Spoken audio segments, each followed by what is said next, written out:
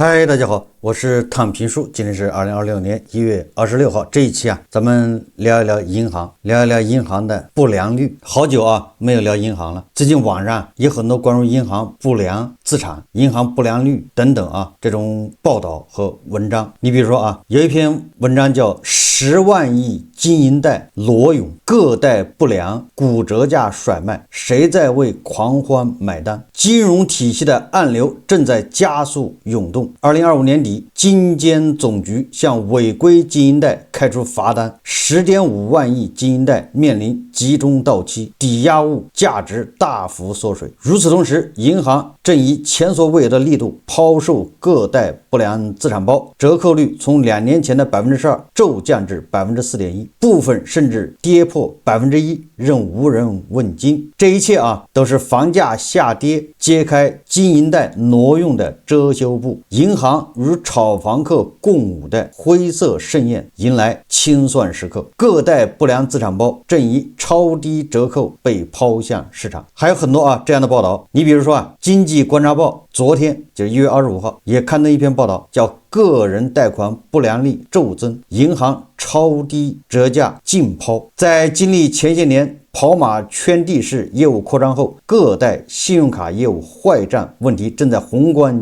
經濟波動、個人收入狀況波動等因素的共振下逐漸爆雷，迫使金融機構不得不通過不良資產轉讓出清風險資產。的文章從江蘇灌南農商行說起他說2026年1月21日，江蘇灌南農商行在銀行業信貸資產登記流轉中心發布了一則公告，將2025年第一期個人不良貸款轉讓項目重新掛牌，在線上競價轉讓。這支不良資產包貸款加權平均逾期365天，共涉及309名借款人，他們的加權平均年齡43歲，未償本息金額合計6889萬元這僅僅是江蘇的一個很小的一個農商行，居然就有這麼多不良，將近1個億就是7000萬你想想吧。該項目重見天日得益於2025年年底的一紙監管通知，國家金融監管總局下發關於延長不良貸款轉讓試點期限的通知，將個人不良貸款批量轉讓試點期限延長至2026年12月31日，又延長1年。試點允許轉讓的個人不良貸款類型主要涵蓋個人消費信用貸類、信用卡透支、個人經營性信用貸款，這讓金融行業再度躁動起來。記者統計顯示截至1月22號，個人不良資產轉讓公告月內增加了20起。王威是一家股份制銀行的個貸部業務主管，工作重點之一就是處理個人不良貸款。2026年，他計劃抓住試點延長1年的機會，轉讓出售上100億元個貸不良資產。這又是哪個銀行？股份制銀行個人不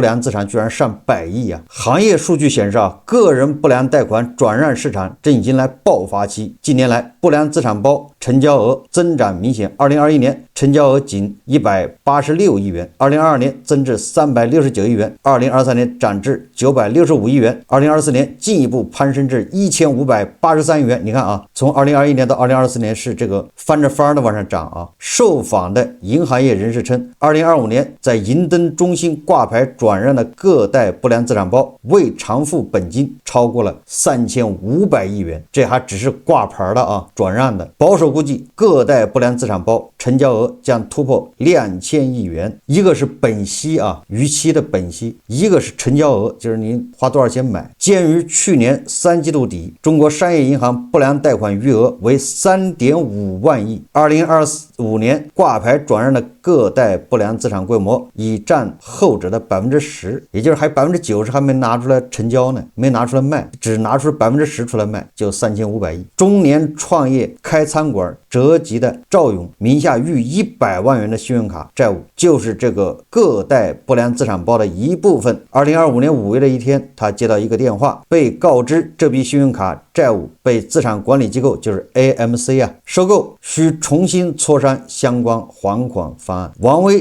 對各代不良資產客群畫像做了數據分析：一是像趙勇一樣創業失敗者，二是不少依賴透支信用卡維持生活開支的失業者，三是眾多超前消費者。表面看，各代不良資產批量轉讓熱潮的推手之所以如此火熱，是監管部門將試點機構從國有大行、股份制銀行擴大至城商行、農商行、持牌消費金融機構等，帶動轉讓數量顯著增加。更深層的動因是金融風險的滯後性持續發酵。在經歷前些年跑馬川地式業務擴張後，各代信用卡業務壞賬問題在宏觀經濟波動、個人收入狀況波動等因素的共振之下逐漸爆雷，迫使金融機構不得不通過不良資產轉讓出清風險資產。而不良增加和清收回報率的走低，也從一個側面折射出宏觀經濟波動周期下部分居民的個人資產負債表遇到了問題。不知道這項試點是否會3度延期，但各代壞賬風險仍在暴露，或許尚未見頂。王威說那這個不良資產的折扣率怎麼樣呢？就是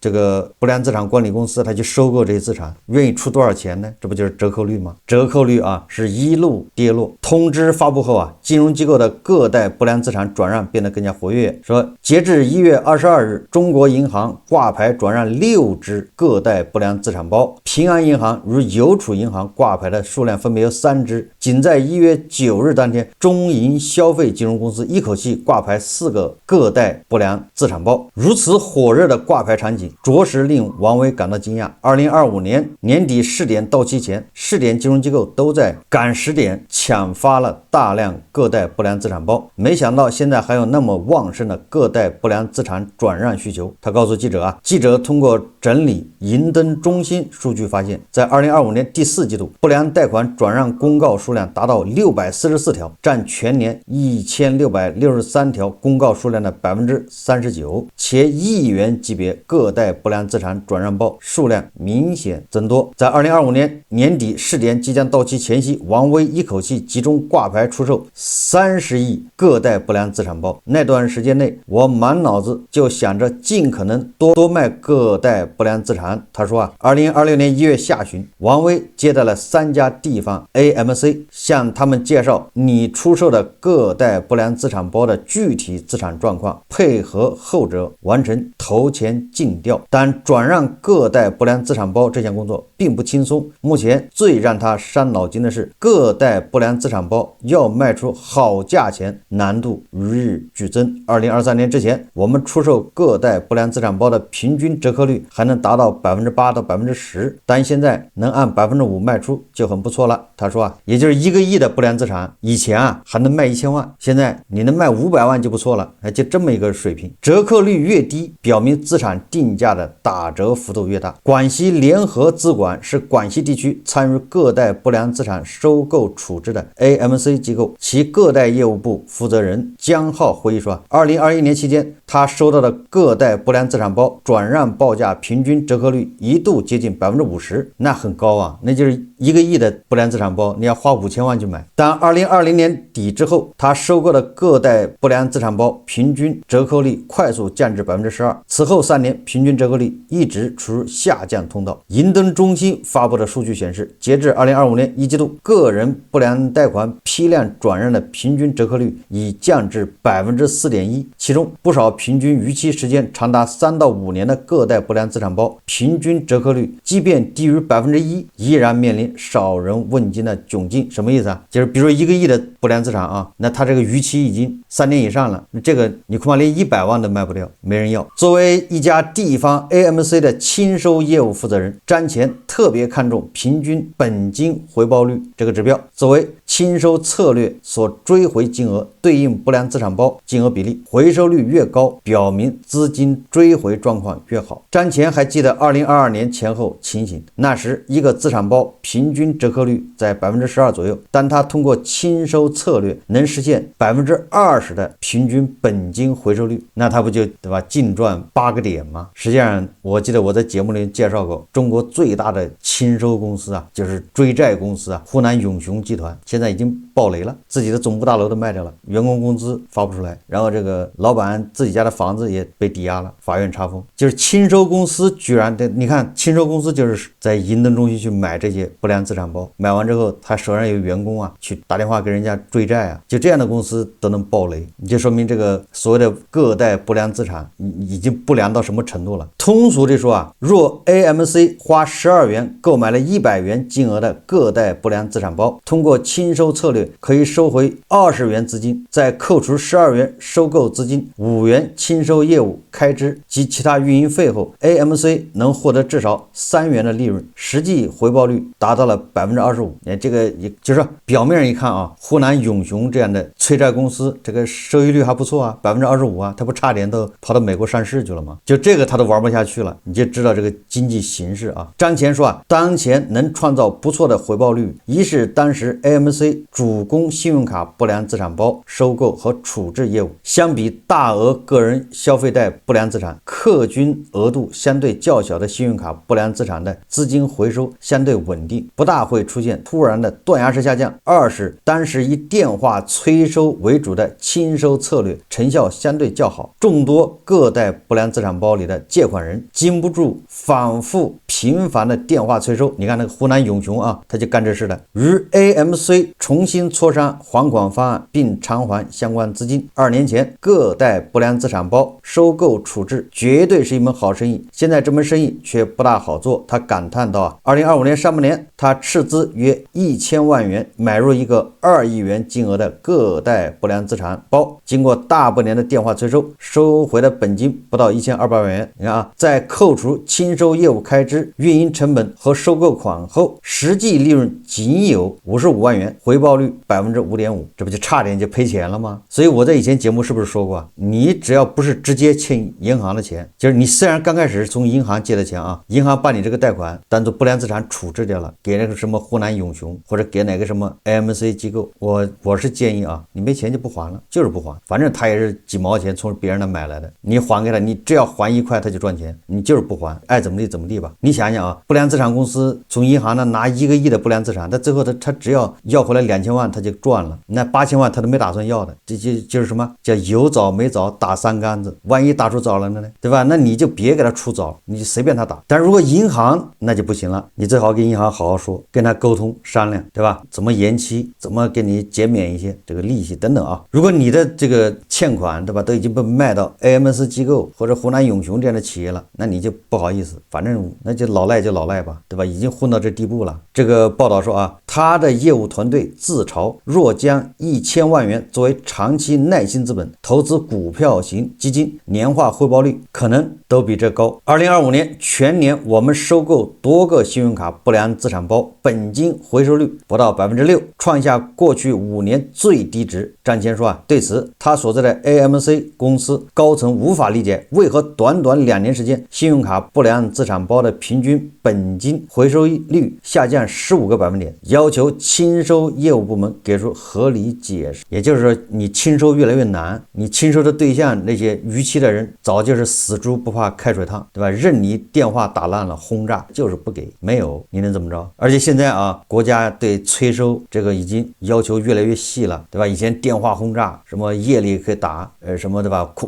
電話威脅、恐嚇一大堆的，那這都是犯法。那麼不良個貸為什麼不斷的飆升呢？對吧？也就是從各大銀行對吧，往出掛牌賣這些不良資產，就知道這個不良資產是翻着倍的在漲。為什麼？這個文章說啊，起初，王威將賣不出好價錢歸咎於個貸不良貸款批量轉讓、試點機構擴容與個貸不良資產包供應量大幅增加，導致壓價競標格外激烈，也就是供大於求唄。這不良資產太多了，對吧？願意收購不良資產的人資金是有限的，所以說那就是壓價唄。2021年初，原銀保監會印發關於開展不良貸款轉讓試點工作的通知，6家國有大行和12家股份制銀行開啟了個人不良貸款批量轉讓試點工作，參與個貸不良資產包收購和處置的主要是全國性金融 AMC 符合條件的地方 AMC 與金融資產投資公司。但面對個貸不良資產批量轉讓機遇，王威最初相當審慎。2021年，他經手出售的個貸不良資產規模不到10億元。當時他最擔心的是，一旦轉讓出售的個貸不良資產包規模較大，會引發市場對銀行個貸不良資產潛在規模深不見底的懷疑，導致銀行股價遭遇額外衝擊。你看看不敢把所有的這個不良資產趕緊拿出來賣，是害怕引起外界猜測，最終影響銀行的股價。說銀行的這種顧慮導致2021年至2022年期間，個貸不良資產批量轉讓市場顯得不溫不火。你在報表裡面那個不良率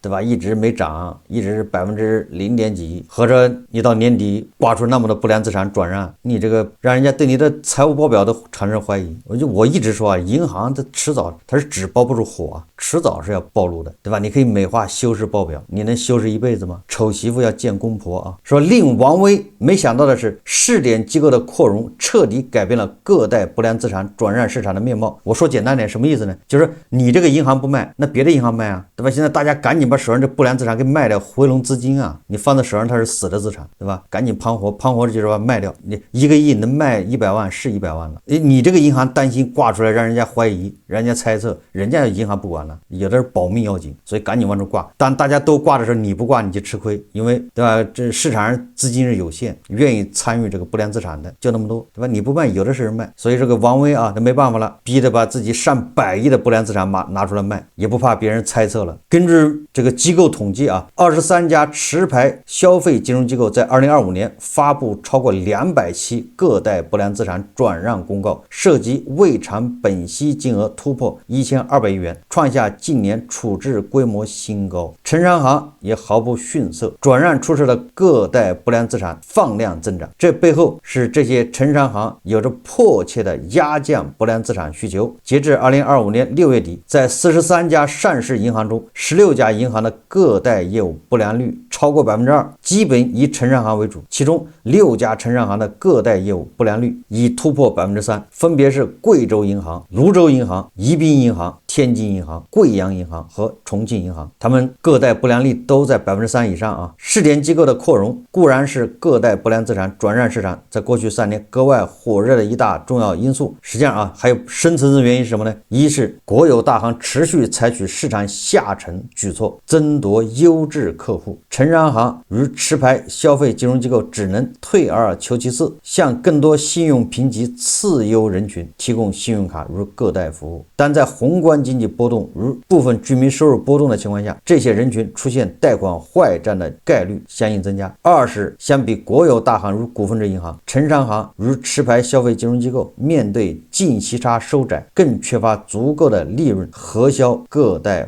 壞賬，只能將個貸不良資產轉讓出售作為自身出清風險資產的主要方式。那這些個貸不良資產是怎麼產生的呢？文章說那些還不起錢的人們持續增加的個貸壞賬壓力，也讓王威時常陷入沉思，這背後到底發生了什麼？2016年，王威調任這家股份制銀行個貸部負責市場運營。這一年，在居民消費升級的背景下，他所在的銀行開啟了大刀闊斧的零售轉型。其中一項重要工作就是將信用卡業務下沉，获客群體從1、2線城市收入穩定的白領階層，擴展到了3、4線城市的靈活就業群體與創業人群，搶佔更多的市場份額。那時，我們每天開會討論如何提升獲客量與動卡率。他回憶說由於多項優惠力度極大的信用卡促銷活動，他所在銀行2017年快速吸引到數萬名新客戶，帶動獲客量與動卡率超預期增長。2019年，他感受到金融風險的滯後性開始來臨，先是逾期1個月的信用卡及個貸用戶持續增加，6個月後，不少逾期客戶在多次催收無果後依然無力還款，令個貸不良資產不斷累積。2020年，他所在的銀行信用卡業務壞賬率突破 2.5%， 個貸業務不良率也上漲了 0.7個百分點。與此同時，銀行高層對個貸壞賬率快速升高相當震驚，開會要求迅速壓降個貸不良率。那一刻起，王威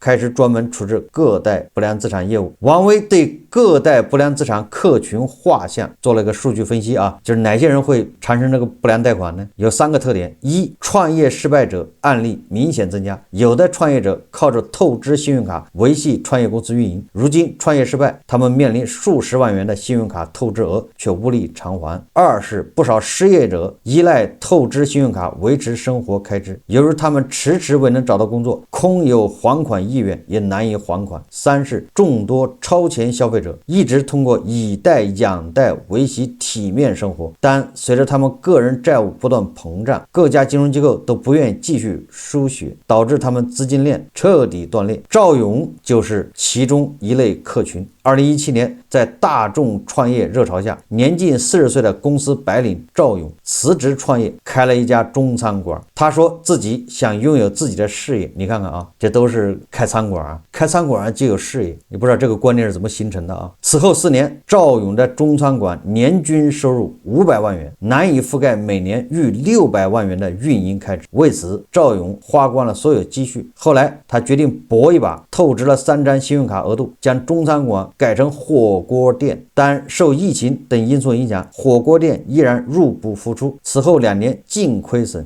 130萬元。2023年，他因經營不善而被迫關店，背負了逾100萬元的信用卡債務。在多次催收未果後，銀行將這筆信用卡債務歸入不良。趙勇原以為自己會與這筆信用卡債務徹底告別，但在2025年5月，他收到一家 AMC 的電話，自此他名下信用卡債務成了個貸不良資產批量轉讓市場中的一份子。這些年，居民個人資產負債似乎出現了問題。王威說這個問題主要表現在2個方面：一是部分居民個人債務總額遠遠超過個人收入，他們縱然3年不吃不喝，所得收入也未必能夠足額還債；二是他們每月收入早已無力償還當月貸款本息，一旦生活工作再遭變故，就可能無力還款。就是我們要考慮的是什麼呢？我在以前節目说过就是像趙勇這樣開個中餐館的，他為什麼能夠貸到錢？銀行為什麼敢借錢給他，還借給他上百萬的？那就跟咱們這個制度有關係。咱們沒有個人破產制度，如果我們有個人破產制度，那銀行是不可能借錢給那個趙勇的，因為我把錢借給你，你破產了，我跟誰要錢去銀行敢放心的借錢給他，就是因為咱們沒有個人破產制度，所以銀行就是閉着眼睛放錢。所以在中國，這銀行業實際上是個沒有什麼技術含量的，靠壟斷來經營的這麼個業務。如果有個人破產制度，那他就得仔細調查你，對吧？看你確實具備不具備還款能力，你有沒有這個能力借100萬。所以中國的銀行業它就是靠這個牌照賺錢，穩賺不賠，對吧？連村鎮銀行都能幹，不要什麼技術那是壟斷賺錢。為了這個讓潛在買家感受到資金追回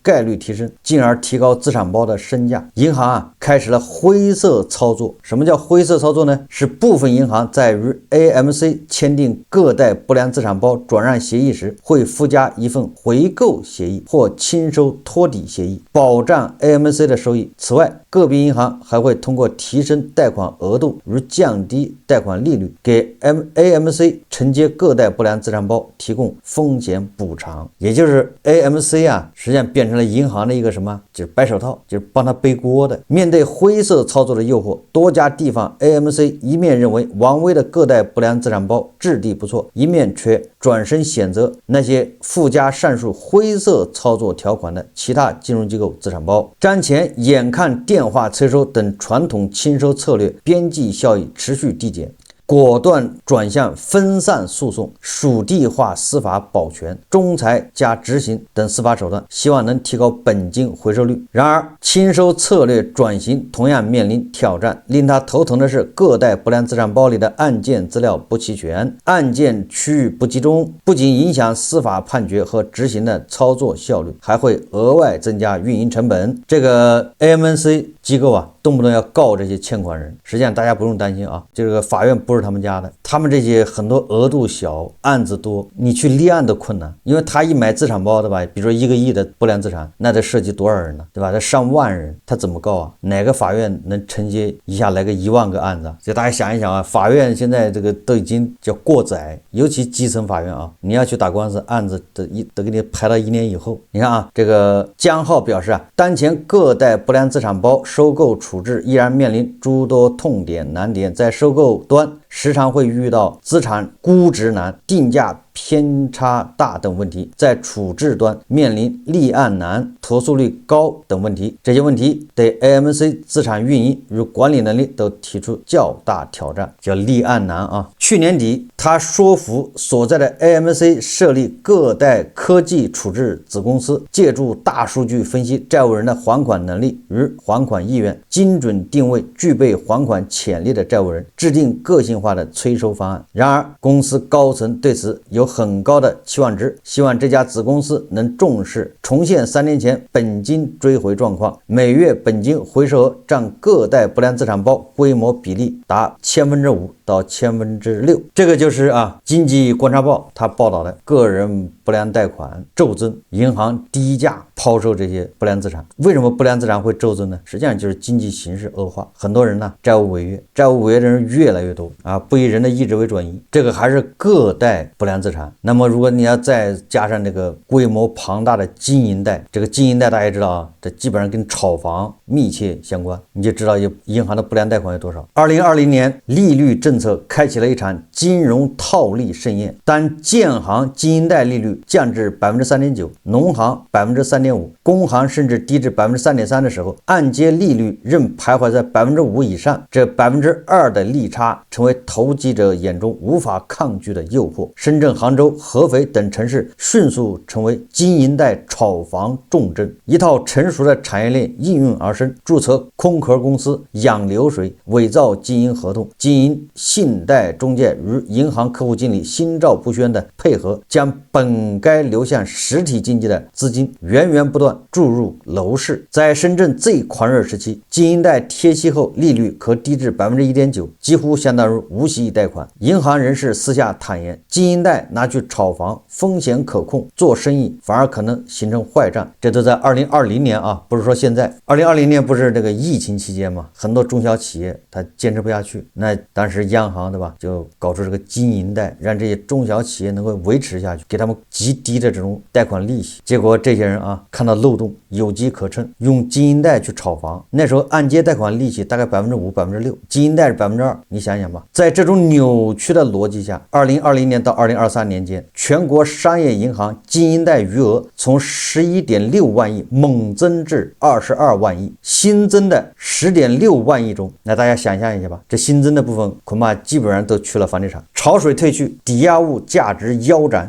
引爆連鎖反應。3年周期已至，當初的狂歡如今變成了一場噩夢。經營貸的典型期限為3到5年。2025年正值第一批大規模經營貸集中到期續貸的關鍵節點，房價的下行趨勢讓抵押物估值大幅縮水。深圳業主遭遇頗具代表性，3年前評估價值700萬的房產，如今僅值480萬，跌幅高達 30%。更有商鋪業主貸款600萬，如今評估價只剩200萬。降額續貸成為銀行的標準操作。降額續貸那就把你貸款額度下降了，下降的不就相當於抽血嗎？你說現在這個經濟形勢下，你對這些人抽血，那不就是要他命嗎？這意味着借款人必須先補足舊貸與新評估值之間的缺口，才能獲得續貸。對於高槓桿炒房者而言，這一缺口往往是數百萬的資金黑洞。銀行體系也開始收緊審查。2025年初，多家銀行開始嚴查資金流向，加強貸後監控，從形式審查轉向實質穿透。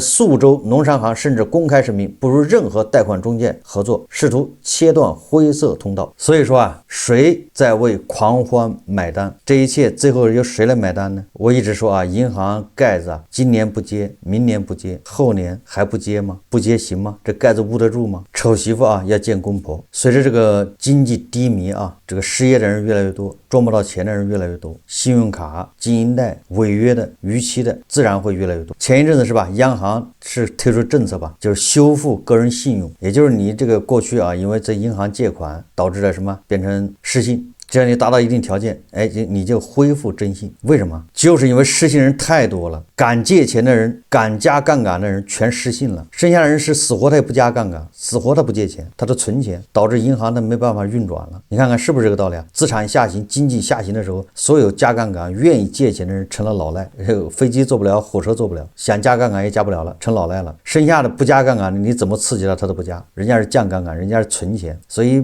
没辦法，只好把那些愿意借錢的人啊，但是借不了的，要给他恢復征信。所以现在已经到了这种时候了，想治很难，对吧？这个只能一步一步的加深啊，这叫恶性循环。最后什麼時候爆我也不知道，總之啊，離爆的時間是越來越近了。好，這期節目啊，咱們就聊到這裡，感謝大家收看。如果喜歡我的節目，歡迎訂閱轉發，也可以在下方留言評論，謝謝大家。